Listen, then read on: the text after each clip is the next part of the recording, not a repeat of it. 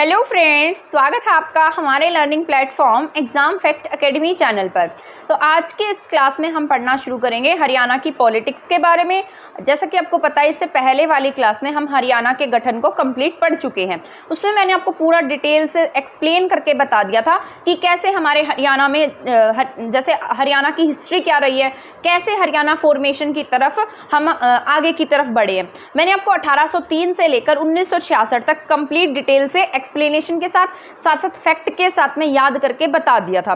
मैंने आपको सारे के सारे ईयर्स लिखकर बताए थे कि कौन से ईयर में क्या हुआ था। 1803 में सूरजंजनगांव की संधि हुई, 1809 से लेकर 10 में आपके जो हरियाणा है वो ब्रिटिशर्स के साथ में रहा, 1832 में हरियाणा को यूपी के साथ में मिला दिया गया। उसके बाद 1857 में हरियाणा जो है उसने 1857 की क्रांति में भाग लिया।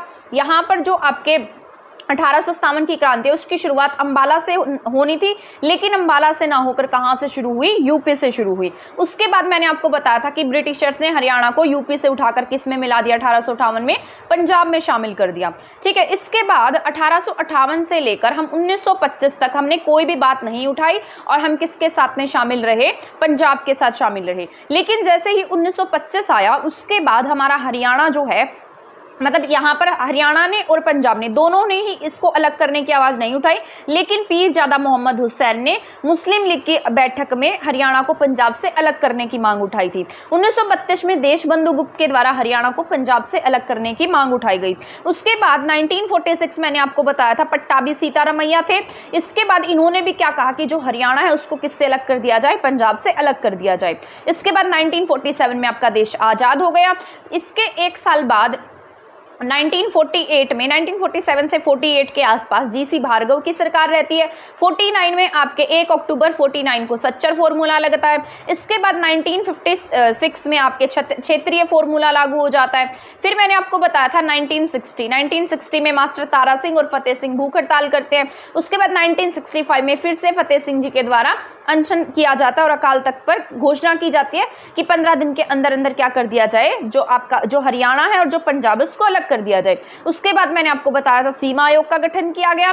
उसके बाद सीमा आयोग ने अपनी रिपोर्ट दी। रिपोर्ट देने के बाद में 18 सितंबर को हरियाणा की जो मतलब पंजाब पुनर्गठन विधेयक है उसको पारित कर दिया गया। उसके बाद 1 नवंबर 1966 को आपके हरियाणा राज्य का गठन हो गया। तब जब हरियाणा 1966 में अलग हुआ था तब आपके यहाँ पर मैंने आपको सीट्स बताई थी। लास्ट में जो हमारी क्लास थी ना वो मैंने सीट्स पर खत्म की थी कि आपको कितनी सीट मिलेंगी। तो 1966 में जब हरियाणा पंजाब से अलग हुआ तब हमारे यहाँ पर टोटल 54 सीट्स आई थी विधानसभा की। इसके बाद मैंने आपको बताया था एक साल बाद जब हमने इलेक्शन किए तब हमारे यहाँ पर सीट्स कितनी हो गई, 81 हो गई। इसके बाद मैंने आपको बताया था 1977 में हमारे यहाँ पर सीट्स कितनी हो जाती हैं विधानसभा की, 90 सीट हो जाती है। और आज तक हमारे यहाँ पर विधानसभा की सीट्स कितनी है, 90 है। 2026 तक ये जो 90 सीट्स है ये एज इट इज़ रहेंगी। तो यहाँ तक की सारी क्लास मैंने आपको पढ़ा दी थी और मैंने पूरा का पूरा आपको एक बार रिवाइज करा दिया है। आपको रिकॉल हो गया होगा कि आपने क्या पढ़ा है। आज हम स्टार्ट करेंगे हरियाणा की पॉलिटिक्स से। ये मोस्ट इंपॉर्टेंट टॉपिक रहने वाला है। ये जो टॉपिक है आपके हर एग्जाम में पूछा जाता है। और जैसा कि आपको पता होगा आपका एचटेट का जो पीजीटी का एग्जाम था उसमें ना हरियाणा के राज्यपाल से क्वेश्चन आया हुआ था। ठीक है, जिसने भी एचटेट दिया होगा पिछली बार उसमें आईएएस इसमें से ये बताओ कि इनमें से ये आईएएस रैंक के कौन से राज्यपाल रहे थे, इस तरीके का करके कोई क्वेश्चन था। ठीक है, जिसने भी डिटेल से नहीं पढ़ा होगा वो इसको कर ही नहीं पाएगा। तो उसी तरीके से जैसे आपका एचपीएससी है उसमें भी इसी तरीके के क्वेश्चन पूछे जाने के चांसेस ज़्यादा रहते हैं। चाहे आपके ये कोई भी एचपीएससी का एग्ज़ाम दे रहे हैं, चाहे आप एचसीएस का एग्ज़ाम दे रहे हैं, चाहे आप हरियाणा सीईटी मेंस का एग्ज़ाम दे रहे हैं, हरियाणा ग्रुप डी का एग्ज़ाम दे रहे हैं, कोई भी हरियाणा का एग्ज़ाम दे रहे हैं, सभी के पॉइंट ऑफ व्यू से क्लास जरूरी रहेगी। अगर आपको लगता है ये क्लास किसी के लिए हेल्पफुल हो सकती है तो आप उसको शेयर कर सकते हैं। अगर आपने मेरा चैनल सब्सक्राइब नहीं किया है तो आप मेरा चैनल भी सब्सक्राइब कर सकते हैं। जीके विद मी के नाम से आपको मेरा चैनल मिल जाएगा। वहां पर मैं जैसे करंट अफेयर्स वगैरह हैं, साथ साथ साइकोलॉजी है, वो क्लासेस स्टार्ट करने वाली हूँ, तो आप मुझे वहां पर भी ज्वाइन कर सकते हैं। तो स्टार्ट कर देते हैं आज की क्लास को। यहाँ पर लिखा है हरियाणा पॉलिटिक्स यानी कि हरियाणा की राजनीति। जैसा कि आपको पता है, मैंने आपको बताया था हरियाणा जो है ना वो कितने स्थान पर आता है, 28 स्टेट्स में से हरियाणा का स्थान एरिया में कितना है, 20वां है। हमसे नीचे कितनी स्टेट्स हैं, 8 स्टेट है जिनका क्षेत्रफल हमसे कम है। तो हम पूरे 28 स्टेट्स में कितने नंबर पर आते हैं, 20वें नंबर पर आते हैं। मैंने आपको कल पूरे एक्सप्लेनेशन से बताया था कि हमसे छोटी 8 स्टेट कौन सी हैं। उसमें मैंने आपको एक ट्रिक से बताया था कि 3 क्या है, M है, फिर इसके बाद में T क्या है, इसके बाद T और N है। ठीक है, ये 5 स्टेट हो जाती है। इसके बाद यहाँ पर एक केरल था और एक सिक्किम था, उसके साथ साथ और क्या था, यहाँ पर गोवा था। ठीक है, तो ये हमारे यहाँ पर छोटी क्या थी, हमसे छोटी स्टेट्स थी। 3M में मेघमणि और मिजो तीनों आते हैं। फिर इसके साथ साथ सिक्किम आता है, त्रिपुरा है, N से नागालैंड है, K से केरल है। के साथ साथ एक यहाँ पर गोवा भी शामिल होगा, क्योंकि गोवा आपके सबसे छोटा है तो वो हमारे हरियाणा से भी छोटा है। ठीक है, तो गोवा भी इसमें शामिल था। तो ये टोटल 8 स्टेट ऐसी हैं जो आपके हरियाणा से क्या हैं, छोटी हैं। इसीलिए हरियाणा का स्थान कौन से नंबर पर है, 20वें स्थान पर है। हरियाणा में आप सभी को पता है 22 जिले हैं और 22 के 22 जिलों में जो प्रशासन का काम होता है वो किसे सौंपा जाता है, DC को सौंपा जाता है। उसी प्रकार जैसे आपका देश है, देश में क्या होती है, संसद होती है। ठीक है, संसद में क्या होगा, जैसे लोकसभा, राज्यसभा और प्रेसिडेंट ऑफ इंडिया से मिलकर क्या बनती है, आपके संसद बनती है। इसमें हर स्टेट से क्या जाते हैं, MPs जाते हैं। उसी तरीके से आपके जो ये देश है ना, देश में क्या आपके अलग अलग स्टेट्स हैं। अब इन स्टेट्स को संभालने के लिए भी क्या बनाई गई हैं, अलग अलग विधानसभाएं बनाई गई हैं। तो जैसे अलग अलग विधानसभा हैं, तो उसी प्रकार विधानसभा में भी कोई ना कोई मेंबर्स होते हैं। जैसे आपके लोकसभा में MP होते हैं, मेंबर ऑफ पार्लियामेंट होते हैं। उसी तरीके से आपके जो स्टेट्स हैं, उन स्टेट्स में क्या होंगे, आपके MLAs बनते हैं। विधानसभा में क्या बनते हैं, MLAs बनते हैं। ठीक है, तो हरियाणा में क्या होगा, विधानमंडल होगा। और ये विधानमंडल कैसा है, हमारा एक सदनीय है, क्योंकि हमारे यहाँ पर क्या है, विधानसभा है। कई स्टेट आपको ऐसी देखने को मिलेंगी, 7 स्टेट शायद ऐसी हैं जिसमें विधान परिषद का गठन किया गया है। विधान परिषद वहाँ पर बनाई जाती है जहाँ पर ना पॉपुलेशन वगैरह ज़्यादा होती है, जहाँ पर एक सदन जो है वो काम नहीं संभाल सकता है, तो वो संसद को सिफारिश करता है कि आप हमारे यहाँ पर क्या बना दीजिए, विधान परिषद बना दीजिए। लेकिन आपका हरियाणा जो है वो बहुत बड़ी स्टेट नहीं है, आप सभी को पता है, और इतना ज़्यादा हेडेक वाला काम भी नहीं है। तो हमारे यहाँ पर केवल एक सदनीय व्यवस्था है। ठीक है, तो आपसे पूछा जा सकता है कि हरियाणा में कैसी व्यवस्था है, तो आप क्या टिक करेंगे, एक सदनीय व्यवस्था है। और हमारे यहाँ पर टोटल सीट्स कितनी है विधानसभा की, 90 सीट्स है। और ये 90 सीट्स कब की गई थी, 1977 में की गई थी। ये हरियाणा CET के एग्जाम में एज इट इज क्वेश्चन था कि 90 सीट्स कौन से ईयर में की गई, तो 1977 में टोटल कितनी सीट्स हो जाती है, यहाँ पर 90 सीट हो जाती है। इसके साथ साथ यहाँ पर जो ये सीट्स का बंटवारा है, ये जनसंख्या के आधार पर किया जाता है। मान लीजिए जहाँ पर जितनी ज़्यादा जनसंख्या होगी वहाँ की सीट्स उतनी ही ज़्यादा होंगी। अब यहाँ पर यूपी है, यूपी की 400 प्लस सीट्स हैं, तो यूपी की जनसंख्या भी सबसे ज़्यादा है, तो जनसंख्या के आधार पर इनका बंटवारा किया जाता है। वैसे ये हमारा जो हरियाणा है वो इतना बड़ा स्टेट नहीं है, सिर्फ 44,212 वर्ग किलोमीटर इसका एरिया है। और यहाँ पर ये 20वें स्थान पर आता है, 28 में कौन से नंबर पर है, 20वें स्थान पर है। तो हमारे यहाँ पर सीट्स का जो बंटवारा है वो भी उसी आधार पर किया गया है। हमारे यहाँ पर सीट्स भी जो हैं वो बहुत ज़्यादा नहीं है, 90 सीट्स है। ठीक है, आप यहाँ पर इसका एग्जाम्पल देख सकते हैं। जैसे यूपी है, यूपी तो बहुत बड़ी स्टेट है, 400 सीट्स कितनी सारी हैं, और इसके बदले में यहाँ पर कितनी सीट्स है, 90 सीट है, टोटल 100 भी नहीं है। तो हमारी स्टेट क्या है, छोटी स्टेट है, बहुत बड़ी स्टेट्स में काउंट नहीं होती है। इसके साथ साथ यहाँ पर मैंने लिखा है कुछ ऐसी सीट्स हैं जहाँ पर सबसे ज़्यादा विधानसभा क्षेत्र है, यानी कि जहाँ से ज़्यादा MLAs बनते हैं। जैसे आपका हिसार है और फरीदाबाद है। आपको मैंने मेरे चैनल पे कराया हुआ है कि जो पॉपुलेशन है, पॉपुलेशन में मैंने आपको फॉर्मूला से कराया था कि जैसे ये पॉपुलेशन जो सबसे पहले नंबर पे फरीदाबाद आता है, फिर हिसार आता है, फिर भिवानी आता है, फिर गुरुग्राम आता है। उसके लिए मैंने आपको एक फॉर्मूले से पढ़ाया हुआ है, FHBG। F से फरीदाबाद, H से हिसार, B से भिवानी और G से गुरुग्राम। उसी तरीके से आपका जो यहाँ पर फरीदाबाद है और इसके साथ साथ जो आपका हिसार है, इन दोनों में 7-7 क्या है, विधानसभा क्षेत्र है। तो यहाँ पर भी ये दोनों 7-7 है और यहाँ पर भी क्या है, ये दोनों 7-7 है। तो हिसार में और फरीदाबाद में आपसे पूछा जाता है तो आपके पास में कितनी सीट्स है, 7-7 सीट्स हैं। ठीक है, तो यहाँ पर सात सात विधानसभा क्षेत्र है, तो आप कैसे याद रखेंगे, हिसार में और फरीदाबाद में क्या है, सात सात, यानी कि सबसे ज़्यादा विधानसभा क्षेत्र वाले एरिया कौन से हैं, हिसार और फरीदाबाद है। और यहीं पर क्या पाई जाती है, जनसंख्या भी सबसे ज़्यादा पाई जाती है। तो आपको ये बात याद रख लेनी है। इसके बाद जो आपका एक जिला है पंचकुला, आपको ऐसे ही याद रखना है कि जो पंचकुला है, वैसे तो आपका सबसे छोटा जिला एरिया में फरीदाबाद है, लेकिन सेकेंड नंबर पर हम किसे पढ़ते हैं, पंचकुला को पढ़ते हैं। यहाँ फरीदाबाद हम पढ़ चुके हैं, इसके बाद हम पढ़ रहे हैं पंचकुला। पंचकुला में कितने हैं, यहाँ पर 2 सीट्स है, ठीक है, 2 विधानसभा क्षेत्र हैं पंचकुला में। इसके साथ साथ एक जो आपका नया जिला बना है चरखी दादरी, इसमें भी कितनी सीट्स आती है, 2 विधानसभा की सीट है। अब आपसे पूछा जाए एरिया वाइज सबसे छोटी सीट कौन सी है और सबसे बड़ी सीट्स कौन सी है, तो एरिया वाइज सबसे छोटी सीट आपके बलरामगढ़ है और सबसे बड़ी सीट की बात की जाए तो वो लोहारू है, भिवानी में पड़ती है ये, ठीक है। तो आप इसको याद कैसे रखेंगे, 2 साथ साथ वाले, एक हिसार है और इसके साथ साथ एक क्या है, फरीदाबाद है। इसके बाद एक आपका ऊपर वाला पंचकुला है और एक क्या है, चरखी दादरी है जो नया बना है। तो ये चारों आपको याद रखने हैं। इसके साथ साथ छोटी सीट अगर की बात की जाए तो वो बलरामगढ़ है और बड़ी सीट की बात की जाए तो वो लोहारू है, ठीक है। यहाँ तक आपको समझ में आ गया होगा। ये सारे जितने पॉइंट मैं बता रही हूँ बहुत इंपॉर्टेंट है, साथ साथ अपनी नोटबुक में नोट करते जाइएगा, क्योंकि ना ये जब आप इसको नोट कर लेंगे, अपने शॉर्ट नोट्स बना लेंगे, तो एग्जाम टाइम में आपको कोई प्रॉब्लम नहीं होने वाली है, ठीक है। और आपका एग्जाम भी जो है ना वो कभी भी हो आपको इसमें हेल्प ही रहेगी, चाहे आप कोई भी एग्जाम दे रहे हैं, आप हरियाणा का कोई भी एग्जाम देंगे सभी में हेल्पफुल रहने वाला ये जो पढ़ा रही हूँ मैं आपको ये टॉपिक। इसके साथ साथ ये बस सीट्स लिखी है मैंने, 1966 में जब हमारा हरियाणा पंजाब से अलग होता है तब हमें 54 सीट्स मिलती हैं, 54 MLA आते हैं, ये नॉन इलेक्टेड होते हैं यानी कि बिना इलेक्शन के होते हैं। इसके 1 साल बाद हम क्या कराते हैं, अपना इलेक्शन कराते हैं और 1967 में ये सीट्स कितनी हो जाती हैं, 81 हो जाती हैं। इसके बाद 1977 में ये सीट्स कितनी हो जाएंगी, 90 हो जाएंगी, ठीक है। 1967 में 81 और इसके 1977 में 10 साल के बाद में हम सीट्स कितनी बढ़ा देते हैं, 90 कर देते हैं, ठीक है। और ये जो सीट्स है ना 1971 की जनसंख्या को आधार मानकर डिवाइड की गई थी, मतलब हर एरिया को दी गई थी। जैसे यूपी में इतनी सीट्स जाएंगी, यहाँ पर जैसे हरियाणा में इतनी, पंजाब में इतनी, तो सभी एरिया को अलग अलग सीट्स दी गई हैं। और इसको जनसंख्या का आधार क्या माना गया है, 1971 इनकी जनसंख्या का आधार है। आपको एक बात पता होनी चाहिए, आपसे ये भी पूछा जा सकता है कि क्या विधानसभा में महिलाओं को लेकर आरक्षण दिया गया है या फिर आपके जो लोकसभा है वहां पर आरक्षण दिया गया है, तो उसका आंसर आपके नहीं होगा। आपके विधानसभा में, लोकसभा में कोई भी महिलाओं को आरक्षण नहीं है, वहां महिलाओं के लिए स्पेशली सीट आरक्षित नहीं है। लेकिन जो आपकी पंचायतें हैं वहां पर पहले 33% सीट आरक्षित थी, लेकिन अब कितनी है, 50% जो सीट्स है वो महिलाओं के लिए आरक्षित कर। विधानसभा होती है, लोकसभा होती है, यहाँ पर ऐसा फीमेल्स के लिए नहीं है, ठीक है।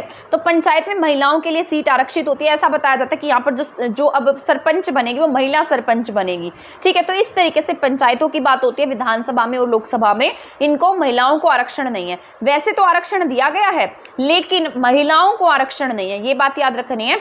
जैसे एससी को आरक्षण मिलता है उसी तरीके से आपके यहाँ पर विधानसभा, लोकसभा में एससी की सीट्स है लेकिन महिलाओं को आरक्षण नहीं है। तो ये बात याद रखेंगे, महिलाओं के लिए आरक्षण की बात हो रही है, महिलाओं को अलग से यहाँ पर रिजर्वेशन नहीं दिया गया।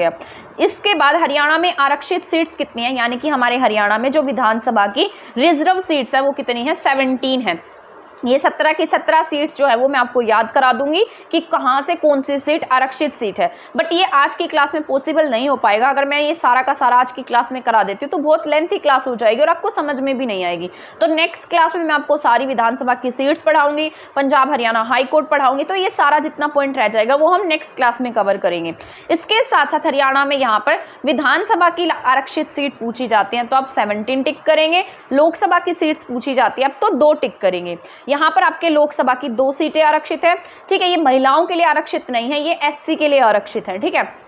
तो आपको ये बातें याद रखनी है। इसके साथ साथ आपके जिले कितने हैं, टोटल 22 जिले हरियाणा में, आप सभी को पता है 22 जिले। आपका आखिरी जिला चरखी दादरी जो अभी रिसेंट में 2016 के आसपास बनाया गया था। 5 जिलों में आरक्षित सीट्स नहीं है। अब यहाँ पर 22 जिले हैं और आरक्षित सीट्स कितनी, आपके 17 आरक्षित सीट है। इसमें से 5 ऐसी सीट बच जाती है जो क्या नहीं है, आरक्षित नहीं है, जहां पर कोई भी ऐसी सीट नहीं है। तो वो कौन से जिले हैं, 2 M वाले हैं, ठीक है। एक पंचकुला है, एक फरीदाबाद है और एक चरखी दादरी है। तो ये याद रखना है, 2 क्या है, M वाले हैं, एक M से मेवात है, एक M से महेंद्रगढ़ है। इसके बाद है आपका पंचकुला, फरीदाबाद और चरखी दादरी।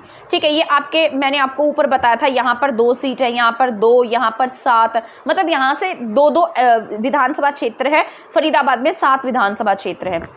तो ये मैंने अभी आपको बताए हैं, और ये ऐसे जिले हैं जहां पर SC रिजर्व सीट्स नहीं है। तो 2 M वाले हैं, एक आपका ऊपर पंचकुला है, एक नया जिला चरखी दादरी है और एक अधिक जनसंख्या वाला फरीदाबाद है। ऐसे याद रखना, 2 M वाले, एक से मेवात बनेगा, एक से महेंद्रगढ़ बनेगा। इसके बाद एक ऊपर है सबसे पंचकुला, इसके बाद में एक जो नया फॉर्मेशन है चरखी दादरी, और एक जहां पर सबसे ज़्यादा जनसंख्या है। तो ये 5 जिले ऐसे हैं जहां पर कोई भी SC रिजर्व सीट्स आपको देखने को नहीं मिलेगी। आपसे ना ये 5 पूछे जा सकते हैं, ऐसे ऑप्शन बनाकर दे देगा। अगर आपने नहीं पढ़े होंगे तो आप इसमें कंफ्यूज हो जाएंगे, इसको टिक नहीं कर पाएंगे, तो इसको अच्छे से समझ लीजिएगा। इसके बाद हम बात कर लेते हैं हमारे विधानसभा की। आपको भी मैंने बताया है विधानसभा में 90 सीट्स हैं। हमारे विधानसभा की जो अध्यक्षा है वो पहली अध्यक्षा कौन बनी थी, श्रीमती शन्नो देवी बनी थी।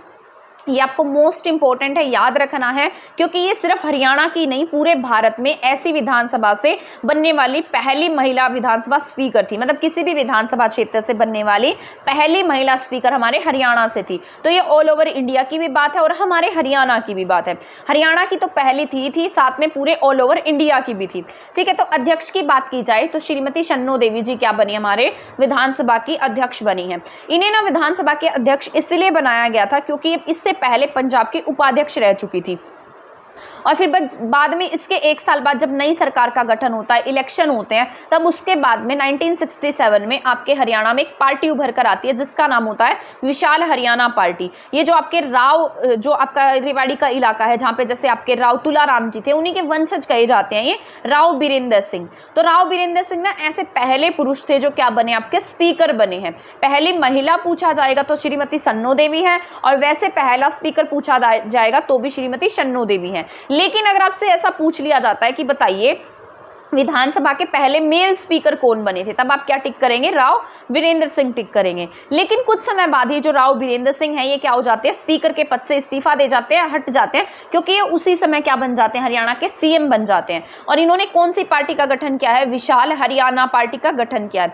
हरियाणा विकास पार्टी नहीं है इनकी, विशाल हरियाणा पार्टी है। हरियाणा विकास पार्टी आपके बंसी लाल जी की है, आधुनिक हरियाणा के निर्माता कहे जाते हैं, इसीलिए ऐसे याद रख सकते हैं कि उन्होंने सबसे ज्यादा विकास किया। तो उनकी पार्टी का नाम क्या है, हरियाणा विकास पार्टी है। लेकिन विशाल हरियाणा पार्टी किसकी, आपके राव बीरेंद्र सिंह की है। ठीक है, ये पहले क्या बने, आपके मेल स्पीकर हैं। इसके साथ साथ उसी समय ये क्या बन जाते हैं, हरियाणा के CM बन जाते हैं। और ये हरियाणा के पहले गैर कांग्रेसी CM हैं और पहले इलेक्टेड CM भी यही हैं, यानी कि इलेक्शन से बनने वाले CM भी यही हैं। और इसके साथ साथ पहले क्या है, ये यहाँ पर जो राव बीरेंद्र सिंह है वो क्या है, पहले यहाँ पर नॉन इलेक्टेड इसके साथ साथ राव वीरेंद्र सिंह क्या है, आपके इलेक्टेड CM हैं, और इसके साथ साथ ये क्या है, स्पीकर भी रह चुके हैं। तो आपको ये बात याद रखनी है, ये इन्होंने विशाल हरियाणा पार्टी का गठन किया था।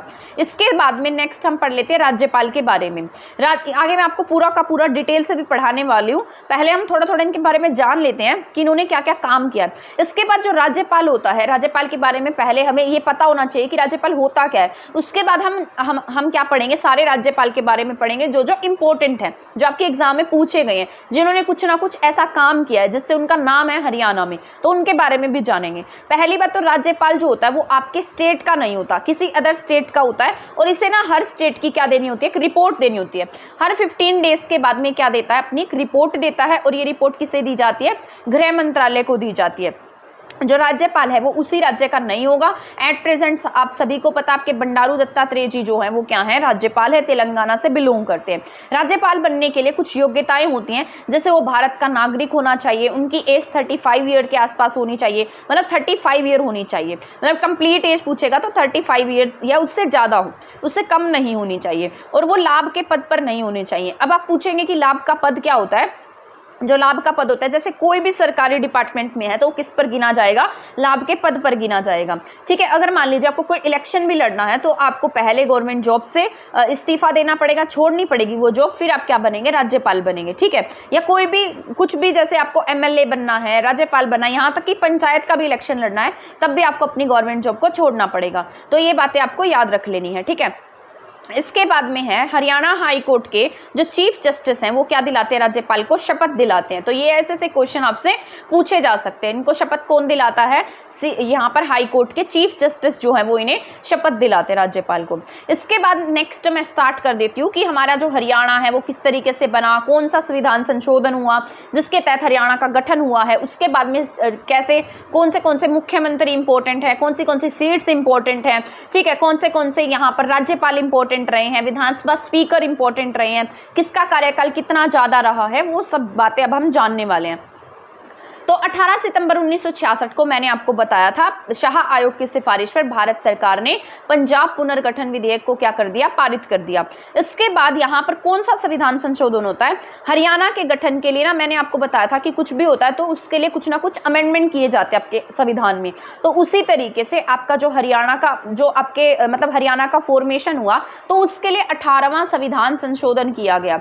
ठीक है, जब आपके जो 14 स्टेट्स बनी थी मैंने आपको बताया था 1956 में आपके हरियाणा में 14 स्टेट्स बनती हैं तो उसके लिए आपके 7th अमेंडमेंट होता है आपके संविधान में। लेकिन यहाँ पर जब हरियाणा का गठन होगा तब आपके यहाँ पर 18वां संविधान संशोधन किया जाएगा। उसके तहत हरियाणा जो है आपका 70वां राज्य बनकर अस्तित्व में आएगा। मैंने आपको बताया था 1960 में आपके गुजरात अस्तित्व में आता है, महाराष्ट्र से अलग होता है।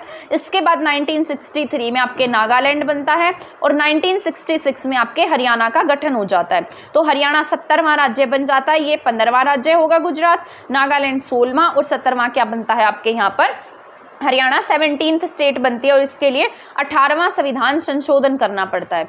जब हरियाणा का गठन होता है तो श्री धर्मवीर जो हैं वो क्या बनते हैं, हरियाणा के पहले राज्यपाल बन जाते हैं। और पहले सीएम आप सभी जानते हैं पंडित भगवत दयाल शर्मा हरियाणा के फर्स्ट सीएम बनते हैं। ये नॉन इलेक्टेड सीएम है। जब चम्मन एमएलए आपके हरियाणा में आते हैं तभी ये क्या बनते हैं, यहाँ पर हरियाणा के सीएम बनते हैं। ठीक है, हरियाणा भारतीय संघ का 70वां राज्य है, ये मैंने अभी आपको बताया है।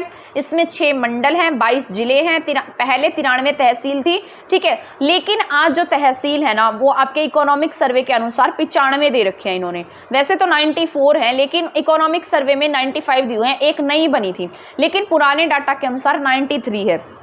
तो आपको जो ऑप्शन में दिखाई देगा, मान लो नया डाटा दिखाई देता है तो आपको न्यू वाला टिक करना है। इसके बाद में यहाँ पर 140 खंड है। ठीक है, इसके साथ साथ हरियाणा विधानसभा की हम बात कर लेते हैं। मैंने अभी आपको बताया हरियाणा की विधानसभा 1 सदनीय है। ठीक है, हरियाणा विधानसभा में टोटल मेंबर्स 90 हैं। अगर अब आपको विधानसभा का सदस्य बनना है तो अब आपको कितनी आयु पूरी कर लेनी चाहिए, 25 साल के होने चाहिए आप, तभी क्या बन पाएंगे आप हरियाणा विधानसभा के मेंबर बन पाएंगे। ठीक है, उसी तरीके से जो लोकसभा होती है, लोकसभा का मेंबर बनने के लिए भी आपको कितनी आयु चाहिए होती है, 25 आयु चाहिए होती है। इसका कार्यकाल कितने साल का होता है, 5 साल का होता है। राज्यपाल क्या कर सकते हैं, इससे पहले भंग मतलब इसका कार्यकाल पूरे होने से पहले भी भंग कर सकते हैं। इलेक्शन कराने हैं तो ये मतलब क्या कर सकते हैं, इसको भंग कर सकते हैं। इसके बाद में विधानसभा के सदस्यों का निर्वाचन कैसे होता है, यानी कि जो आप एमएलए वगैरह चुनते हैं उनका जो निर्वाचन है उनका इलेक्शन कैसे होता है, वयस्क मताधिकार से होता है। यानी कि आप डायरेक्टली क्या देते हैं, उन्हें वोट देकर आते हैं तभी वो क्या बनते हैं, एमएलए बनते हैं। ठीक है, तो इसके बाद में यहाँ पर जो एज है वो कितनी होती है, 18 साल या 18 साल से ऊपर कोई भी व्यक्ति क्या कर सकता है, वोट दे सकता है। हरियाणा में एससी सीट्स यानी कि जो आपके रिजर्व सीट्स हैं वो कितनी हैं, 17 एससी रिजर्व सीट्स हैं। ये मैं आपको कंप्लीट डिटेल से आगे पढ़ाऊंगी। इसके बाद हम बात कर लेते हैं विधानसभा स्पीकर की, क्योंकि अभी हम विधानसभा के बारे में जान रहे हैं तो अब हम जानेंगे कंप्लीट विधानसभा स्पीकर के बारे में, जितने भी इंपॉर्टेंट स्पीकर्स रहे हैं उनके बारे में। इसके साथ साथ जितने भी आपके राज्यपाल रहे हैं इंपॉर्टेंट उनके बारे में, जितने भी इंपॉर्टेंट सीएम हैं उनके बारे में।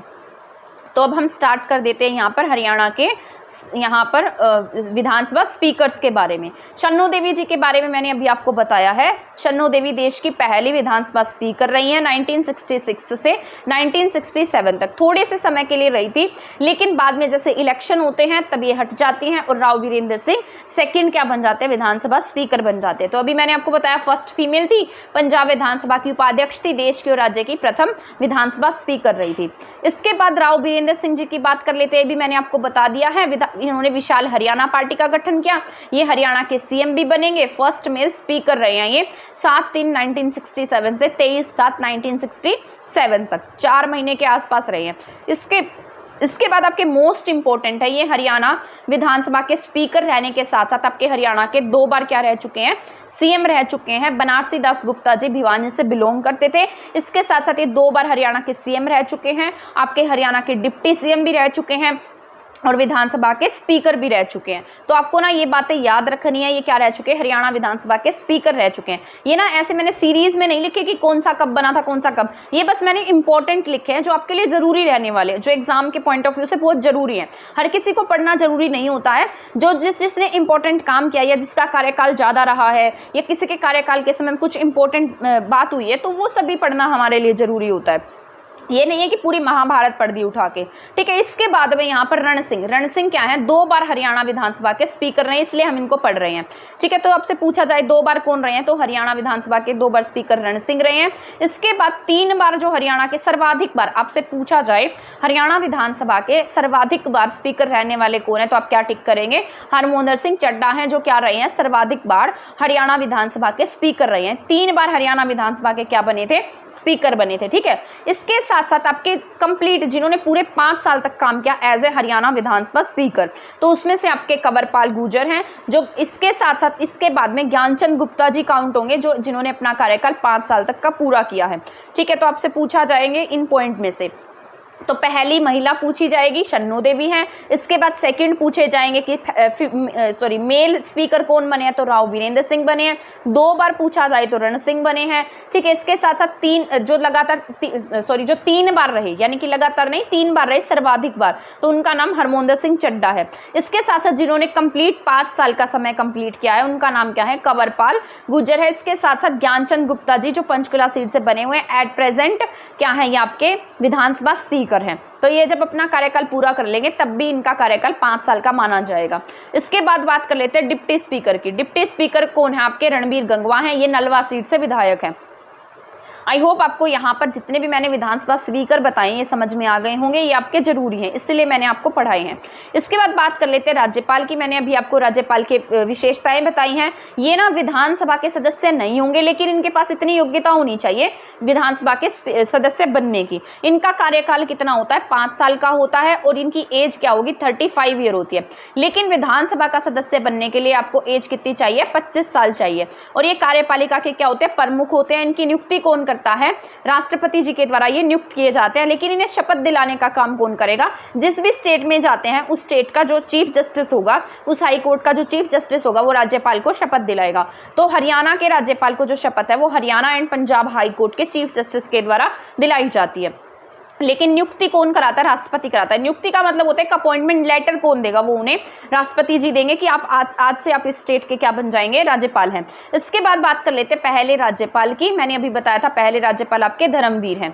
इसके बाद बात करते हैं सेकंड राज्यपाल कौन है, वीएन चक्रवर्ती जी हैं। ये 1967 से 1976 तक क्या रहे, हरियाणा के यहाँ पर राज्यपाल रहे हैं, ठीक है। वैसे आपको पता है राज्यपाल का कार्यकाल 5 साल तक का होता है, लेकिन ये कितने साल तक रहे, 9 साल तक रहे हैं। वैसे अगर आपके राष्ट्रपति जी चाहें तब आपके जो राज्यपाल हैं वो अधिक समय तक भी रह सकते हैं। तो वीएन चक्रवर्ती क्या है, 1967 से 1976 तक 9 साल तक रहे हैं, ठीक है। 67 से लेकर 76 तक उल्टा कर दो तो कितने ईयर तक रहे हैं, 9 साल तक रहे हैं, ठीक है। और ये हमारे हरियाणा के क्या हैं, सेकंड राज्यपाल हैं, ठीक है, कार्यकाल के दौरान। अब ये इंपॉर्टेंट आपसे ना ऐसे ही पूछे जाएंगे कि बताइए ऐसे कौन से आपके राज्यपाल थे जिनकी कार्यकाल के दौरान मृत्यु हो गई, जिनका टाइम पीरियड सबसे ज्यादा था, तो आपसे ये सारे पूछे जा सकते हैं। तो यहाँ पर वीएन चक्रवर्ती जी जो हैं ये आपके सेकंड क्या बनते हैं, राज्यपाल बनते हैं। सबसे अधिक समय तक रहते हैं, 9 साल तक रहते हैं। इनके नाम पर हमारे नहर भी बनाई गई है, वीएन चक्रवर्ती नहर। कार्यकाल के दौरान इनकी डेथ हो जाती है और सबसे लंबे समय तक रहते हैं ये, ठीक है। बस इनसे रिलेटेड यही पॉइंट आपको याद रखने हैं। इसके बाद हम बात कर लेते हैं रणजीत सिंह नरूला और सुरजीत सिंह संधवालिया। ये ना मैंने अभी आपको बताया था सीरीज में नहीं लिखे हैं। कभी कोई मुझसे ऐसे मतलब लड़ाई करने लग जाए कि मैम आपने गलत बता दिए, सीरीज में नहीं बताए, सीरीज में नहीं लिखे गए हैं। ये मैं आपको पहले कह रही हूँ, सीरीज में मैंने सभी को नहीं लिखा है, मैंने बस वही लिखे हैं जो आपके एग्जाम के लिए जरूरी हैं, जिनमें से बहुत बार क्वेश्चन पूछे गए हैं और आगे भी चांसेस है इनमें से क्वेश्चन पूछे जाने के। तो रणजीत सिंह नरूला और सुरजीत सिंह संधवालिया ये दोनों क्या रहे, चीफ जस्टिस रहे हैं Punjab and Haryana high court के। ठीक है, तब जब मैं आपको Punjab and Haryana high court पढ़ाऊंगी तब इनके बारे में कंप्लीट डिटेल से बताऊंगी। ठीक है, तो रणजीत सिंह नरूला, सुरजीत सिंह संधवालिया भी आपके राज्यपाल रह चुके हैं। इसके बाद ओम प्रकाश वर्मा, तो आपसे पूछा जाए कि 5 दिन के राज्यपाल कौन बने आपके हरियाणा में, तो आप क्या टिक करेंगे, ओम प्रकाश वर्मा जो है 5 दिन के राज्यपाल रहे हैं। 2 राज्यपाल ऐसे थे जिनके समय में आपके हरियाणा में गड़बड़ियां हुई हैं, तो उनका नाम है गणपत देवजी तापसे और साथ साथ कौन आपके धनिक लाल मंडल हैं जिनके समय में हरियाणा में राजनीतिक गड़बड़ियां रही। इसके बाद हम बात कर लेते हैं आईएएस की। ऐसे राज्यपाल जो आपके आईएएस भी रह चुके हैं, ये आपके एचटेट में पूछा गया था, मुझे याद है एचटेट में था, शायद पीजीटी में था ये।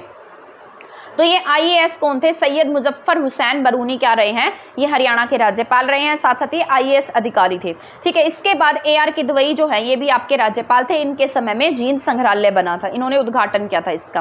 तो बस यही पॉइंट आपको राज्यपाल से याद रखने हैं। इसके साथ साथ जो अभी रिसेंट में रहे जिन्होंने 5-5 साल का कार्यकाल पूरा किया, जैसे जगन्नाथ पहाड़िया है, कप्तान सिंह सोलंकी हैं, सत्यदेव नारायण आर्या हैं, अब एट प्रेजेंट कौन है आपके बंडारू दत्तात्रेय जी हैं, ये तेलंगाना से बिलोंग करते। पहले तेलंगाना हरियाणा हैदराबाद में था, लेकिन आज तेलंगाना कहाँ पर है, अलग स्टेट है, इसलिए हम इनका जो बर्थ है वो कहाँ पर काउंट करते हैं, तेलंगाना में। तो बंडारू दत्तात्रेय जी एट प्रेजेंट आपके हरियाणा के राज्यपाल है। इसके बाद हम बात कर लेते हैं सीएम की, मुख्यमंत्री की, मोस्ट इंपॉर्टेंट है, अच्छे से समझना, इसको क्वेश्चन आने के चांसेस रहते हैं। तो आपसे पूछा जाए कार्यपालिका का वास्तविक प्रमुख कौन होता है, तो आपके सीएम होते हैं। इनकी नियुक्ति कौन करता है, राज्यपाल करता है। ठीक है, इसके साथ साथ आपके पहले सीएम की बात कर लेते हैं। पहले जो सीएम बने थे नॉन इलेक्टेड सीएम थे, पहले सीएम थे, फर्स्ट सीएम थे, चम्मन एमएलए में से एक थे। ये 1/11/67 से 23/3/67 तक रहे हैं। ठीक है, तो कुछ ही समय के रहे हैं, 3-4 महीने के रहे हैं। बेरी झज्जर से बिलोंग करने वाले हैं, नॉन इलेक्टेड सीएम है, ये मैंने आपको बता दिया, और कांग्रेस पार्टी से थे। इसके बाद सेकंड है मोस्ट इंपॉर्टेंट है राव बीरेंद्र सिंह। राव बीरेंद्र सिंह इसलिए इंपॉर्टेंट है क्योंकि ये पहले गैर कांग्रेसी हैं। ठीक है, और यही क्या बने थे इससे पहले मेल स्पीकर भी रह चुके हैं ये। ठीक है, तो मैंने अभी आपको बताया पहले मेल विधानसभा स्पीकर भी कौन रह चुके, राव बीरेंद्र सिंह रह चुके हैं। ठीक है, कुछ ही समय के लिए रहे थे, लेकिन इसके बाद में क्या लग गया आपके देश में, राष्ट्रपति शासन लग गया। तो मैं अभी आगे आपको ट्रिक से पढ़ाऊंगी कि राष्ट्रपति शासन किसके समय में लगा, उसके बाद में सीएम कौन बना है, कब से कब तक राष्ट्रपति शासन रहा है। इसके बाद राव बीरेंद्र सिंह के बाद हम पढ़ लेते हैं बंसीलाल के बारे में। तो 3 लाल आपके हरियाणा के, पहले 3 लाल थे, अब चौथे लाल भी जुड़ गए उसमें, मनोहर लाल, लेकिन हम इसमें 3 लाल को पढ़ते हैं। उसमें से पूछा जाता है कि इन तीनों में से पहले सीएम कौन बने थे, तो बंसीलाल जो है ना इनसे क्या बने हैं, पहले सीएम बने हैं। ठीक है, तो बंसीलाल क्या है, पहले आएंगे, उसके बाद देवीलाल आएंगे, उसके बाद भजन लाल आएंगे। आपसे ना सीरीज में दे देता है लगाने को कई बार कि पहले सीएम इनमें से पहले कौन रहे थे, तो बंसीलाल पहले रहे हैं। इसके बाद हम बात कर लेते हैं बीडी गुप्ता की, यानी कि बनारसी दास गुप्ता की। बनारसी दास गुप्ता जी की इंपॉर्टेंट बात यही है कि ये क्या रह चुके हैं, सीएम रह चुके हैं, स्पीकर रह चुके हैं, डिप्टी सीएम रह चुके हैं। 1975 से 77 तक ये क्या रहे, हमारे हरियाणा के सीएम रहे। अब 77 में आपके देश में क्या लगी हुई है, इमरजेंसी लगी हुई है, तो उसके साथ साथ आपके हरियाणा में भी क्या लग जाएगा, राष्ट्रपति शासन लग जाएगा। तो ये बात याद रख लेनी है। इसके बाद आपके यहाँ राष्ट्रपति शासन खत्म होने के बाद आपके देवीलाल क्या बनेंगे, सीएम बनेंगे। इसके बाद भजन लाल, इसके बाद फिर से बंसीलाल, फिर से भजन लाल। ठीक है, तो आपको ये बात याद रखनी है। इसके बाद कौन बन रहे हैं, ओपी चौटाला, फिर बीडी गुप्ता दूसरी बार बन रहे हैं। मैंने आपको बताया था 2 बार क्या रह रहे हैं, ये हरियाणा के सीएम रहेंगे। इसके बाद फिर से ओपी चौटाला बनेंगे, और यहाँ पर देखो ये कितने समय के हैं, 5 दिन के सीएम है, और 5 दिन के मैंने अभी आपको आगे भी पढ़ाया था, ऊपर दिन के राज्यपाल ओम प्रकाश वर्मा, उसी तरीके से 5 दिन के सीएम आपके ओपी चौटाला है। इसके बाद हुकुम सिंह बने हैं, इसके बाद फिर ओपी चौटाला, फिर ओपी चौटाला के बाद में राष्ट्रपति शासन लग जाता है। उसके बाद भजन लाल आपके सेकेंड टाइम क्या बनते हैं, सीएम बन जाते हैं। ठीक है, इसके बाद यहाँ पर ओपी चौटाला फिर से सीएम बनेंगे। अब आप देख रहे हैं ओम प्रकाश चौटाला बहुत बार सीएम रह चुके हैं, तो आपसे पूछा जा सकता है कि सर्वाधिक बार हरियाणा के सीएम कौन बने हैं, तो आप क्या टिक करेंगे, ओम प्रकाश चौटाला टिक करेंगे। इसके बाद भूपेंद्र सिंह हुड्डा, ये लगातार लंबे समय तक रहे हैं। इसके बाद में आपके एट प्रेजेंट कौन है, मनोहर लाल खट्टर हैं। ठीक है, अब मैं आपको बताती हूँ कि बंसीलाल कितनी बार सीएम रहे। ठीक है, इसके साथ साथ भजन लाल, देवी लाल कितनी बार सीएम रह चुके हैं, क्योंकि यही पूछे जाते हैं। 2 बार भजन लाल आपके हरियाणा के सीएम रहे हैं, इसके साथ साथ 2 बार ही देवीलाल सीएम रहे हैं, लेकिन बंसीलाल जो है वो 3 बार सीएम रह चुके हैं। ठीक है, आपको ये याद रखना है बंसीलाल कितनी बार सीएम रह चुके हैं, 3 बार रह चुके हैं। और ये मैंने आपको ऊपर भी बताया था सबसे पहले कौन बने, ये जो 3 लाल हैं इनमें से सबसे पहली बार बंसीलाल बने। तो बंसीलाल पहली बार भी बने और 3 बार बने हैं। इसके बाद देवी और भजन लाल दोनों 2-2 बार बने हैं। ठीक है। इसके बाद मैंने लिखा है पहले बंसीलाल सीएम बनेंगे, उसके बाद देवीलाल, उसके बाद भजनलाल। तो ये सीरीज में लगाना दे देता है, इसलिए मैं बता रही हूँ पहले बंसीलाल, फिर देवीलाल, फिर भजनलाल, ठीक है। इसके बाद यहाँ पर हम पढ़ लेते हैं राष्ट्रपति शासन के बारे में। ये मैं आपको कंप्लीट ट्रिक्स के साथ पढ़ा दूंगी। जैसे आपके पहले को यहाँ पर राव बीरेंद्र सिंह थे, मैंने आपको बताया था राव बीरेंद्र सिंह सीएम बने हैं। उसके बाद में अब बीरेंद्र सिंह के समय में क्या लग जाता है, राष्ट्रपति शासन लगता है। और वो कब लगता है, 2/11/67 में, 2 नवंबर 67 को क्या लगता है आपके यहाँ पर राष्ट्रपति शासन लगता है। और कब तक रहेगा ये, 21/5/68 तक रहेगा, ठीक है। ये याद रखना है, 2/11/67 से 21/5/68 तक क्या रहेगा, राष्ट्रपति शासन रहेगा। इसके बाद में सीएम कौन बन जाएंगे, बंसीलाल बन जाएंगे। अब मान लीजिए आपके यहाँ पर कभी राष्ट्रपति शासन लगा है तो वो जो सीएम होता है वो क्या हो जाता है, टर्मिनेट हो जाता है, हट जाता है। उसके बाद में नया सीएम बनेगा।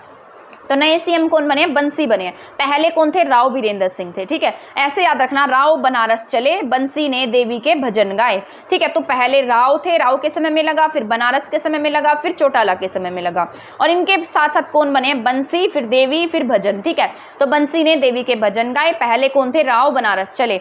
कब कब लगा है, 2/11/67 से 21/5/68 तक।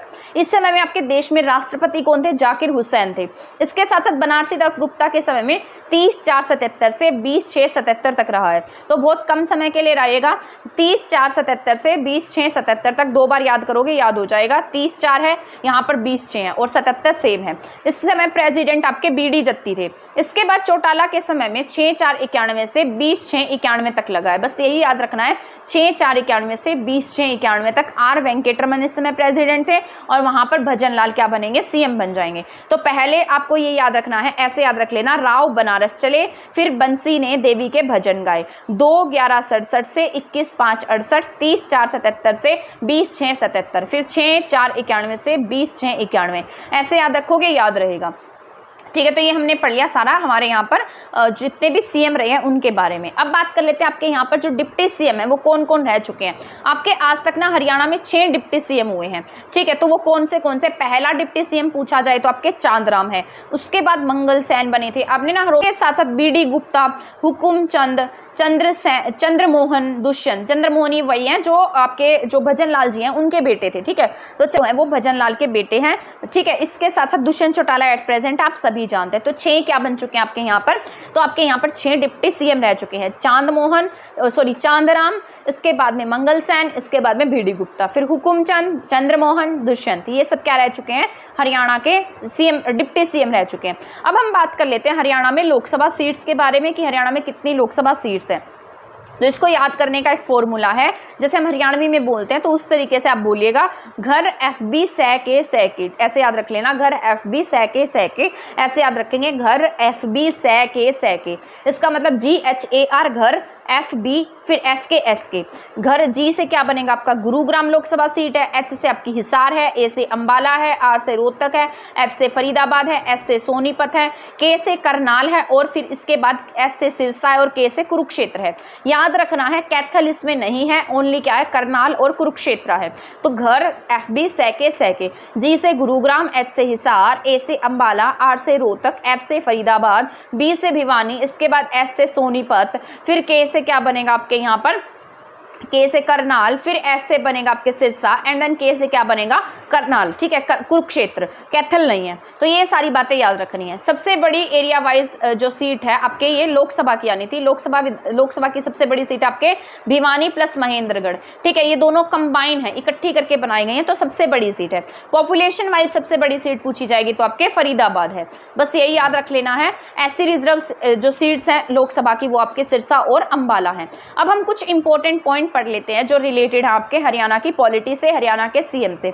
जो मैंने बताया था, चौधरी देवीलाल जी क्या है, स्वतंत्रता सेनानी रहे हैं। ये ओल्डेस्ट सीएम बने हैं, यानी 61 की एज में बने थे क्या, ये सीएम बने थे। और ये उप प्रधानमंत्री भी रह चुके हैं। इनकी जो समाधि स्थल है वो नई दिल्ली में है, संघर्ष स्थल के नाम से, और इसीलिए दिल्ली में बनाई गई है क्योंकि हमारे देश के क्या रहे हैं, उप प्रधानमंत्री रहे हैं। जो भी प्राइम मिनिस्टर होता है, इसके साथ साथ उप प्रधानमंत्री होता है, कैबिनेट स्तर का मंत्री होता है, जिनका नाम होता है सेंटर में, तो उनकी जो समाधि स्थल है वो कहाँ बनाए जाते हैं, नई दिल्ली में बनाए जाते हैं। तो इनकी समाधि स्थल भी कहाँ पर है, नई दिल्ली में बनी हुई है, क्योंकि हमारे देश के उप प्रधानमंत्री रह चुके हैं। इसके बाद हम बात कर लेते हैं बंसीलाल की। बंसीलाल जी यंगेस्ट सीएम बने थे 41 की एज में। ओल्डेस्ट पूछेगा तो देवीलाल, यंगेस्ट पूछेगा तो बंसीलाल। ये सेकंड वर्ल्ड वॉर में भी शामिल हुए थे और ये रक्षा मंत्री, रेल मंत्री भी रह चुके हैं। हरियाणा के 3 बार सीएम बन चुके हैं ये, ठीक है। इसके बाद है बीडी गुप्ता। बीडी गुप्ता जो हैं ये आपके हरियाणा के सीएम रहे हैं, डिप्टी सीएम रहे हैं और साथ साथ क्या रहे हैं, हरियाणा के स्पीकर रहे हैं। तो ये मैंने आपको बहुत बार बता दिया है। इसके बाद भजन लाल की बात कर लेते हैं। भजन लाल जी का जो जन्म है वो कोतवाली पंजाब में हुआ था, लेकिन ये आपके हरियाणा में आकर रहने लगे, ठीक है। ये आज आदमपुर जो सीट है वो बहुत बार ये वहाँ से क्या रहे हैं, एमएलए रहे हैं। अब इनके जो बेटे हैं वो एमएलए बने, अब इनका जो पोता है भव्य बिश्नोई वो क्या बने हुए वहाँ से एमएलए हैं, ठीक है। तो बिश्नोई समाज के हैं ये, हिसार आदमपुर की सीट से एमएलए बनते आए हैं। कैबिनेट मंत्री रह चुके हैं, पर्यावरण मंत्री रह चुके हैं। इसके बाद बात कर लेते हैं आज़ाद भारत में जन्मे पहले सीएम कौन है, भूपेंद्र सिंह हुड्डा हैं। दूसरे सीएम की बात की जाए तो खट्टर हैं। हरियाणा के 3 व्यक्ति जो बाहर क्या बने हैं, सीएम बने हैं, उनमें सुचेत प्लानी है जो यूपी की क्या बनी थी, सीएम रह चुकी हैं, ठीक है। इसके बाद सुषमा स्वराज जो दिल्ली की सीएम बनी थी, फर्स्ट सीएम थी, फर्स्ट लेडी सीएम। इसके बाद में अरविंद केजरीवाल, ये दिल्ली के एट प्रेजेंट सीएम है। तो ये सारे पॉइंट है ना आपको याद रख लेने हैं, जितने भी मैंने आपको बताए हैं ये सारे आपके एग्जाम के पॉइंट ऑफ व्यू से जरूरी हैं। आप चाहें तो इसको नोटबुक में नोट करते जाइएगा, बाद में मैं आपको इसकी PDF प्रोवाइड करा दूंगी अपने टेलीग्राम चैनल पर, ठीक है। अगर आप मेरे चैनल से नहीं जुड़े हैं तो आप मेरे चैनल से भी जुड़ सकते हैं। वहाँ पर मैंने हरियाणा का बजट, इकोनॉमी, करंट अफेयर्स बहुत सारे टॉपिक्स करा रखे हैं। अगर आपका मन करे तो आप वहाँ भी मुझे ज्वाइन कर सकते हैं। जीके विद मी के नाम से चैनल मिलेगा, बीच में स्पेस मत दीजिएगा, जीके विद मी लिखिएगा तो आपको मेरा चैनल मिल जाएगा। तो मिलेंगे नेक्स्ट क्लास में नेक्स्ट टॉपिक के साथ, जिसमें मैं आपको हरियाणा पंजाब हाई कोर्ट के बारे में साथ साथ जो 17 SC रिजर्व सीट्स हैं वो याद करा दूंगी, ठीक है। तब तक आप हमारे चैनल के साथ बने रहिए। अगर आपने हमारा चैनल सब्सक्राइब नहीं किया तो प्लीज़ इसे सब्सक्राइब कर दीजिए। वीडियो को शेयर नहीं किया तो वीडियो को शेयर कर दीजिए।